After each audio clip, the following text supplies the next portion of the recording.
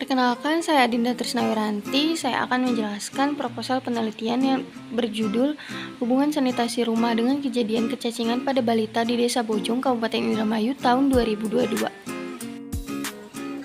Bab 1. Pendahuluan.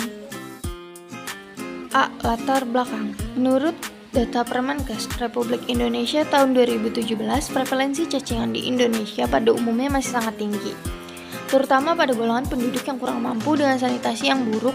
Prevalensi cacingan di Indonesia bervariasi antara 2,5% sampai 62%. Target Kementerian Kesehatan di tahun 2015 untuk angka kejadian kecacingan di Indonesia kurang lebih 20%, sedangkan di Indonesia tahun 2012 angka kejadian cacingan adalah 22,6%.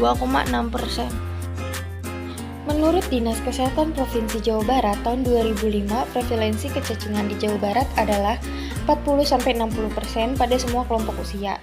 Prevalensi kecacingan pada usia dewasa di Desa Mundu, Indramayu sebesar kurang lebih 80%. Penyakit cacingan ini disebabkan oleh sanitasi rumah seperti penyediaan air bersih, kondisi sarana pembuangan tinja, sarana pembuangan air limbah, dan jenis lantai rumah. Sebagian besar masyarakat di daerah Kelurahan Bojongsari bertempat tinggal dekat dengan makam, sehingga masyarakat tersebut sering berinteraksi dengan tanah, terutama anak-anak dan balita.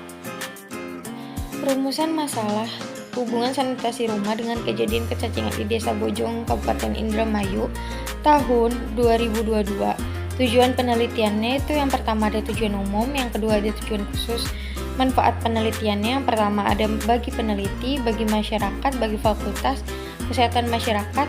Lalu ruang lingkupnya itu kegiatan penelitian ini untuk mengetahui hubungan sanitasi rumah, yaitu merupakan salah satu faktor yang berperan dalam menentukan derajat kesehatan masyarakat, sehingga dapat menurunkan angka kesakitan dengan kejadian kecacingan pada balita di Desa Bojong, Kabupaten Indramayu tahun 2022.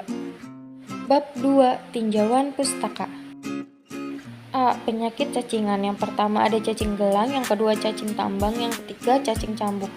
Yang B. Gambaran tentang lingkungan. Yang pertama ada pengertian kesehatan lingkungan, yang kedua pengertian pencemaran lingkungan, yang ketiga sanitasi rumah, yang keempat hubungan rumah tinggal dengan kejadian kecacingan, yang kelima faktor sanitasi rumah yang berhubungan dengan kecacingan. Bab 3. Kerangka teori, konsep dan definisi profesional. Kerangka teori. Perilaku manusia itu berpengaruh kepada sanitasi lingkungan rumah. Yang pertama ada kondisi penyediaan air bersih, yang kedua kondisi sarana pembuangan tinja, yang ketiga saluran pembuangan air limbah, yang keempat jenis lantai rumah. Lalu dipengaruhi oleh kepadatan telur dan infektif dalam tanah, itu dipengaruhi oleh iklim, suhu, dan kelembapan. Lalu pencemaran lingkungan, lalu infeksi nematoda usus pada balita. Yang tidak diteliti itu ada status gizi, kejadian kecacingan, dan pemberian obat cacing. Kerangka konsep. Variabel bebasnya itu tentang sanitasi lingkungan rumah. Yang pertama kondisi penyediaan air bersih, yang kedua kondisi sarana pembuangan tinja, yang ketiga saluran pembuangan air limbah, yang keempat jenis lantai rumah. Variabel terikatnya itu ada kejadian kecacingan, dan variabel pengganggu yang kita tidak teliti itu yang pertama ada status gizi, yang kedua pemberian obat cacing. Definisi operasional. Variabel terikatnya itu kejadian cacingan. Nah, definisi operasionalnya ditemukannya telur atau larva nematoda usus, cacing gelang, cacing cambuk, dan cacing tambang pada balita diketahui setelah sampel tinja balita dilakukan pemeriksaan laboratorium. Alat ukurnya pemeriksaan laboratorium, tekniknya melihat hasil ukurnya satu, yang pertama itu negatif, ditemukan telur maupun larva pada tinja skornya 0. Yang kedua positif, ditemukan telur larva pada tinja skor 1, skalanya nominal. Variabel bebas sanitasi lingkungan rumah. Yang pertama ada kondisi penyediaan air bersih. Definisi operasionalnya kondisi sarana pembuangan tinja sumber air bersih bagi penghuni rumah digunakan untuk memenuhi syarat apabila yang pertama jarak sumber air dengan sumber pencemar kurang lebih 11 meter, ada tempat pengaliran air kotor, alat ukurnya observasi dan pengisian kuesioner, Cara ukurnya kuesioner, hasil ukurnya memenuhi syarat skor lebih dari 3, tidak memenuhi syarat skor kurang dari 3. Skalanya ordinal. Cara penyediaan air bersih, selanjutnya yang kedua ada tempat pengaliran air kotor, yang ketiga wadah penyimpanan air harus dalam keadaan bersih, yang keempat tutup wadah penampungan air mudah dibuka dan ditutup serta mudah dibersihkan. Variabel bebas, selanjutnya yang kedua itu kondisi sarana pembuangan tinja, yaitu definisi operasionalnya bangunan yang digunakan untuk membuang tinja atau kotoran manusia bagi keluarga memenuhi syarat apabila yang pertama kotoran tidak mencemari air tanah dengan permukaan, jarak dengan sumber air kurang lebih 10 meter, alat ukurnya observasi dan pengisian kuesioner, cara ukurnya kuesioner, hasil ukurnya memenuhi syarat skornya lebih dari 2, tidak memenuhi syarat skornya kurang dari 2, skalanya ordinal. Selanjutnya syarat yang kedua, bila berbentuk leher angsa, air penyekat selalu menutup lubang tempat congkok. Yang ketiga, bila tanpa leher angsa harus dilengkapi dengan penutup lubang tempat congkok. Variabel bebas selanjutnya yaitu sarana pembuangan air limbah.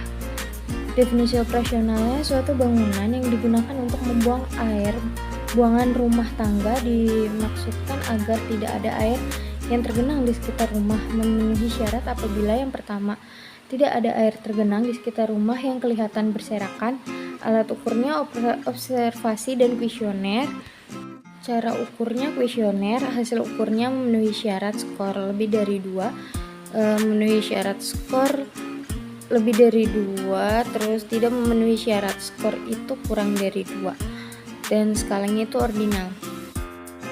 Syarat pembuangan air limbah yang kedua yaitu saluran tertutup atau diserahkan. Variabel bebas selanjutnya yaitu jenis lantai rumah. Definisi operasionalnya yaitu jenis lantai rumah yang digunakan pada rumah responden yang meliputi tanah, batako, keramik, atau ubin, dijaga kebersihannya. Memenuhi syarat apabila yang pertama lantai tersebut diplester atau ubin atau keramik atau papan atau rumah panggung, yang kedua bersih. Alat ukurnya observasi dan kuesioner, cara ukurnya kuesioner, hasil ukurnya memenuhi syarat skor lebih dari 3, tidak memenuhi syarat skor kurang dari 3. Skalanya itu ordinal. Bab 4, metode penelitian. Desain penelitian. Penelitian ini merupakan penelitian deskriptif analitik dengan pendekatan secara cross-seksional. Lokasi dan waktu penelitian. Penelitian ini dilakukan di Desa Bojong, Kabupaten Indramayu. Penelitian ini dilakukan pada bulan April 2022. Populasi dan sampel balita yang tercatat dan bertempat tinggal di wilayah Desa Bojongsari, Kabupaten Indramayu, RW 3 kelurahan dengan jumlah 100 balita. Sampelnya itu dengan rumus N itu besar sampel sama dengan populasi jumlah balita. Jumlah balita yang ada di dalam penelitian ini adalah 100 balita. Dan D besarnya toleransi penyimpangan yang diinginkan peneliti adalah 10%. Jadi besar sampel yang kita ambil itu hanya berjumlah 25 balita dan populasi 100 balita. Variabel penelitian yaitu variabel bebasnya yaitu sanitasi lingkungan rumah, yaitu yang pertama ada kondisi penyediaan air bersih, kondisi sarana pembuangan tinja, sarana pembuangan air limbah, dan jenis lantai rumah di Desa Bojong Sari, Kecamatan Indramayu tahun 2022. Variabel terikatnya itu kejadian kecacingan pada balita di Desa Bojong Sari, Kecamatan Indramayu tahun 2022. Instrumen penelitiannya itu ada yang pertama lembar observasi, yang kedua uji laboratorium, yang ketiga kuesioner penjaringan, terus teknik pengambilan data itu sumber data, data primer sekunder, terus pengambilan data, pengolahan data, coding, editing, entry data, cleaning, terus analisis data, analisis univariat, dan analisis bivariat. Oke, sekian presentasi saya kali ini, kurang lebihnya mohon maaf. Wassalamualaikum warahmatullahi wabarakatuh.